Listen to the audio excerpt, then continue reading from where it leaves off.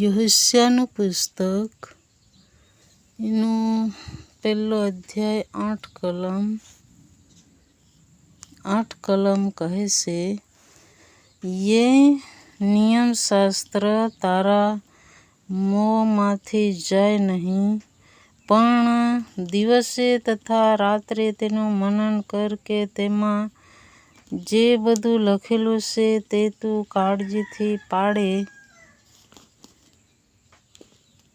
કારણ કે ત્યારે જ તારો માર્ગ આબાદ થશે અને ત્યારે જ તું ફતેહ પામશે. શું મેં તને આજ્ઞા આપી નથી? બળવાન તથા હિંમતવાન થા, ભયભીત ન થા ને ગભરાતો નહીં, કારણ કે જ્યાં કંઈ તું જાય છે ત્યાં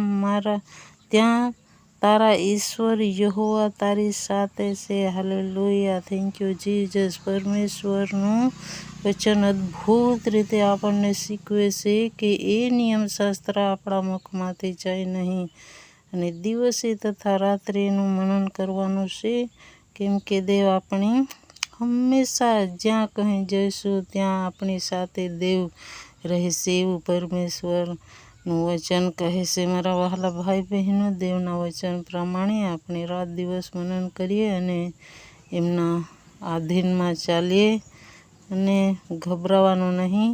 દેવની ઈચ્છા પ્રમાણે આપણે એમની સાથે ચાલીએ. આમેન.